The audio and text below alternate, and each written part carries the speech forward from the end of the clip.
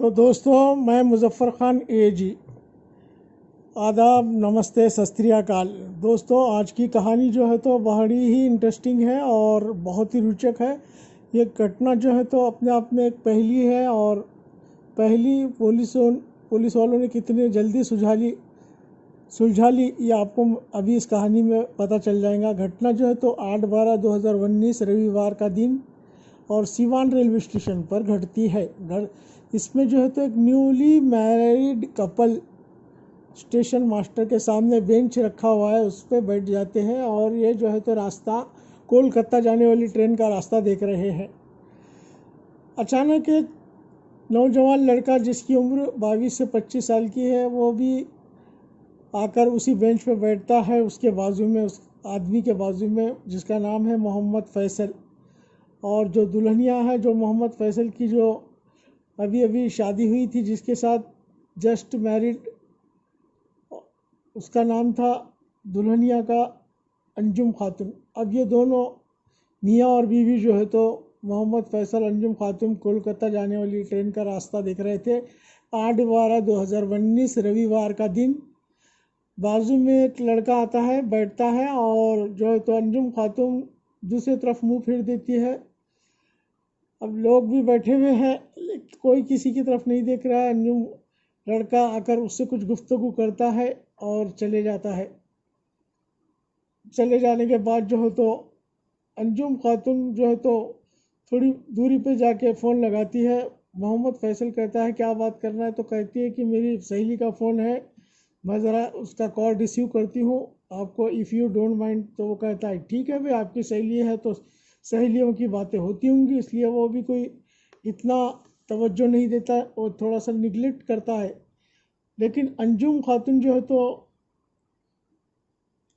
उसी लड़के से बात करती है जो लड़का आकर बैठता है। तो उसके बाद थोड़ी देर बाद जो है तो एक लड़का फिर से आता है। अब जो है लड़का नहीं, बल्कि अब उसने अपना टोटली रूप बदल दिया है। अब यहाँ पे जो है तो उसने अपना नकाब पहन रखा है, और अचानक आकर जो है तो मोहम्मद फैसल पर रिवॉल्वर से गोलियां चलाने लगता है।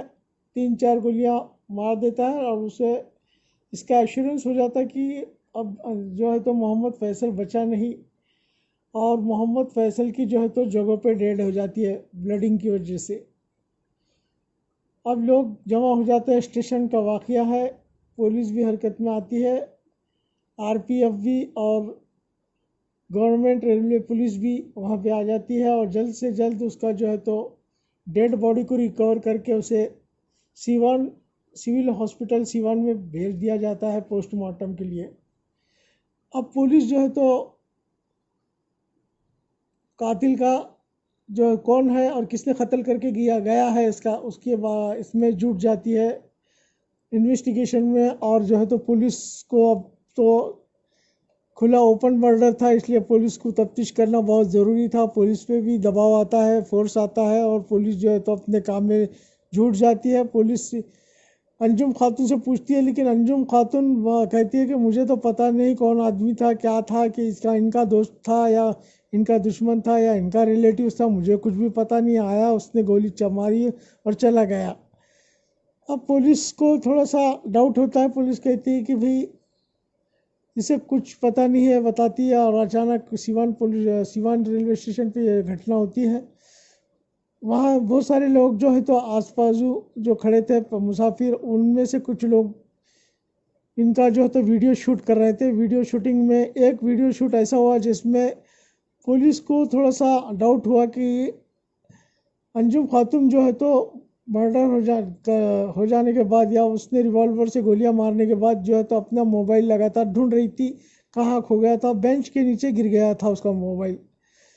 अब जो है तो इस बात का थोड़ा सा पुलिस को शक हो जाता है, और पुलिस अंजुम खातून से पूछती है कि भाई आप जानती होंगी तो बता दो, नहीं तो हम अपनी तफ्तीश तो शुरू करने वाले हैं। तो अंजुम खातून रोती है, ज़्यादा चिल्लाने लगती है, कहती है मुझे कुछ पता नहीं है। तो इस टाइम में प्रेशर डालना पुलिस के लिए ठीक नहीं था, पुलिस उसे घर छोड़ देती है। बाद में जो है तो पुलिस जो है तो CDR निकालती है, कॉल डिटेल्स रिपोर्ट, और उसके बाद जो है तो तफ्तीश में लग जाती है पुलिस अंजुम खातून का मोबाइल को सर्विलियंस पे डालती है और पता चलता है कि अजहर नाम का कोई लड़का है, उससे इसकी लगातार 20 टाइम्स उसी दिन बातचीत हो गई जिस दिन इसका कत्ल हुआ मोहम्मद फैसल का। और मोहम्मद फैसल जो है तो एक टायर का कारोबारी था जिसका टायर का बिजनेस और जहाँ उसका रहने का ठिकाना भी कोलकाता था, कोलकाता का रहने वाला था। इनकी हाल ही में शादी हुई थी और जो है तो ये कोलकाता में ले जाने के लिए ही आया था, अपनी नई दुल्हन को कोलकाता ले जाने के लिए ही आया था। अब जो है तो बाद में पुलिस अजहर को इंटरसेप्ट करती है और कहती है कि भाई अजहर, जिस वक्त कत्ल हुआ उस वक्त तुम कहाँ पे थे? तो अजहर कहता है मुझे तो कुछ भी पता नहीं इस बारे में, इसकी जानकारी मुझे कुछ भी नहीं है। तो पुलिस कहती है कि हमने तुम्हारा और अंजुम खातून का सीडीआर निकाला, कॉल डिटेल्स रिपोर्ट जो है तो, और आपका जो है तो मोबाइल फ़ोन का लोकेशन जो है तो सिवान स्टेशन के आसपास ही बता रहा है। सच सच बता, जो मोबाइल की जो है तो लोकेशन शो हो रही थी कि आप वहाँ पे थे। फिर भी ये कबूलता नहीं, कहते हैं ठीक है, अब आपको जो है तो हम 3rd डिग्री का इस्तेमाल करके कुबला लेंगे और आप कन्फेशन कर लेंगे, ये हमें अच्छी तरीके से पता लगा, हम जानते हैं कातिल कौन है करके। तो अब जो है तो मोहम्मद अजहर जो है तो घबरा जाता है और कहता है कि हाँ मैंने ही कत्ल किया है। तो फिर अब उसे पूछा जाता है कि क्यों आपने उस आदमी का कत्ल किया जिसकी आपकी कोई जान पहचान नहीं है? कहता है कि मेरी और जो है तो अंजुम खातून की लव स्टोरी बहुत ज़माने से चल रही थी, तकरीबन 3 से 4 साल से, लेकिन मैंने अंजुम के घर रिश्ता भी भेजा था लेकिन अंजुम के घर वालों ने रिजेक्ट कर दिया और मोहम्मद फैसल को के हाथ उसका थमा दिया और उसके साथ शादी होगी। मैंने मोहम्मद फैसल को स्टेशन पे मारने से पहले जाकर समझाया था कि भाई तुम अंजुम खातून को जो है तो छोड़ दो, उससे तलाक ले लो और उसको तलाक दे दो, लेकिन वो माना नहीं। कहा कि मेरे जो है तो चाचा, मेरे मामा, मेरे दोस्त, मेरे घर के लोग, मेरे माता पिता, उनसे मैं राय मशवरा करूँगा, उसके बाद ही मैं अपनी जो है तो फाइनल जवाब आपको बताऊँगा। उसके बाद जो है तो मेरा और बाद में अंजुम खातून का जो है तो कॉलिंग हुई। अंजुम ने मुझे कॉल किया, पूछा कि क्या बातचीत हुई आप दोनों के बीच में। तो मैंने अपना जो कुछ भी उसका फ़ैसला था मोहम्मद फैसल का, तो मैंने उसे बता दिया कि वो तुम्हें छोड़ना नहीं चाहता। कहता है कि घर पे जाने के बाद राय मशवरा होगा, उसके बाद हम डिसीजन लेंगे, तब तक कि मैं अभी कुछ नहीं कह सकता हूँ। फिर आपने क्या कहा? तो मैंने उसे कहा कि भाई अब इसमें ये फंदे में पड़ना बेकार है क्योंकि अब वो तुम्हें छोड़ना नहीं चाहता और मैं ज़िंदगी जीना नहीं चाहता। मगर मेरी जो है प्रेमिका अंजुम खातून ने कहा कि तुम्हें क्या मरने की ज़रूरत है, मरे तुम्हारे दुश्मन, क्योंकि तुम अगर मर गए तो मेरा क्या होगा? तुमने कभी मेरे बारे में भी सोचा है? तुम्हारे बिना क्या मैं भी जिंदा रह सकती हूँ? मरना है तो मरे तुम्हारे दुश्मन। तो अब एक तरीका कि जो है तो उसे हिंट मिल जाती है, वो समझ जाता है। उसके बाद मोहम्मद अजहर जो है तो जाकर ड्रेस चेंज करके आता है और आते आते साथ में जो है तो एक नकाब भी लाता है जो पूरी तरीके से कम्प्लीटली उसका चेहरा और सर ढका हुआ होता है, जिसमें से आँख दिखती है, वो बस वो पहन कर आता है और आकर इस पर रिवॉल्वर से गोलियां चला देता है। दोस्तों, तो पुलिस को जब यह बात का पता चला तो पुलिस सबसे पहले वीडियो शूट हुआ था, या जो वीडियोस वायरल हुए थे पब्लिक ने किया था, उसमें से एक वीडियो ऐसा था कि जिसमें पुलिस को डाउट हुआ कि अंजुम खातून ने अपने जो पति है मोहम्मद फैसल, इनको मारने के बाद जो है तो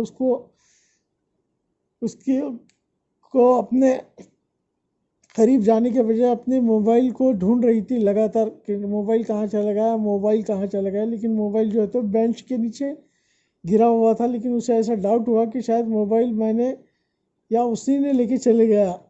बाद में मोबाइल उसे मिल जाता है तो पुलिस को यह क्लू मिला कि अंजुम खातून इतना बेचैन और परेशान क्यों है मोबाइल के लिए। तो पुलिस को तो फिर क्लू मिल ही गया था और पुलिस ने जब सर्विलियांस पे डाला ये दोनों का मोबाइल इसका मोबाइल, तो उस पर अजहर से ये इसकी लगातार 20 मरतबा बात हो चुकी थी और अजहर से को भी पुलिस ने इंटरसेप्ट कर लिया था। बाद में इससे भी पूछा गया तो पहले इसने भी कहा कि मैं तो कोई अजहर को नहीं जानती हूँ, मेरी किसी अजहर से बातचीत नहीं हुई, लेकिन पुलिस ने कहा कि अब हमारे पास CDR है। CDR यानी कॉल डिटेल्स रिपोर्ट। आप समझ लो कि कितना ज़माना फॉरवर्ड है। आप अगर नहीं भी कहती हो तो ये जो इलेक्ट्रॉनिक्स गैजेट्स है या इलेक्ट्रॉनिक मीडिया है, ये सब कुछ बता देता है। ये प्रूफ है, हमारे पास है। 20 टाइम्स आपकी और अजहर की बात जो हो गई है आज के दिन, जिस दिन आपने जो तो जिस दिन कत्ल हुआ है मोहम्मद फैसल का 8/12/2019 को। तो अब इसे कबूल करना ही था, क्योंकि पुलिस ने कहा कि अब तुम्हारा खेल ख़त्म हो चुका है, अब तुम्हें तो सज़ाए मौत या लाइफ इम्प्रिजनमेंट यानी आजीवन कारावास ताउम्र कैद या सज़ाए मौत। तो फिर घबरा जाती है और सब कुछ अपनी स्टोरी बता देती है। कहती है कि मैं भी अजहर को चाहती थी, अजहर भी मुझे चाहता था और हम दोनों शादी भी करना चाहते थे, लेकिन मेरे घर वालों ने इनकार कर दिया, इसलिए अजहर और मैं शादी नहीं कर सके। लेकिन मैं आज भी अजहर को चाहती थी, इसलिए हमने फैसला किया कि हमारे बीच में जो है तो कांटा है ये मोहम्मद फैसल, क्यों ना इसे एक कांटे को दूर कर दिया जाए, फिर हम जो है तो आपस में मिल लेंगे और शादी कर लेंगे। लेकिन इनका जितना भी प्लान था तो फ्लॉप हो गया और इस तरह से रेलवे पुलिस और गवर्नमेंट पुलिस ने जो है तो मामले को सुलझा लिया और मर्डर मिस्ट्री जो थी तो उसको बहुत जल्दी दूसरे दिन ही उसको जो है तो सुलझा लिया और ओपन कर दिया और जो असली कातिल था उसे भी गिरफ्तार कर लिया। तो दोस्तों ये कहानी थी बिहार के रेलवे स्टेशन सिवान की। तो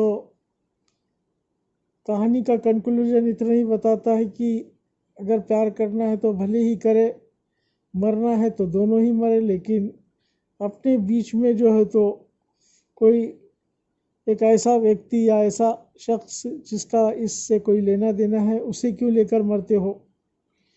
इसमें जो जान गई है मोहम्मद फैसल की, इसका कोई दोष नहीं था, इसका सिर्फ इतना ही दोष था कि इसने जो है तो अंजुम खातून से ब्याह किया था और इसने उससे शादी रचाई थी। यही इसका सबसे बड़ा जुर्म कहा जाएगा या इसका सबसे बड़ा गुनाह यही ठहरा कि इसने अंजुम खातून को बिना जांच बिना पड़ताल किए इससे शादी रचाई और अपनी जान से हाथ धो बैठा।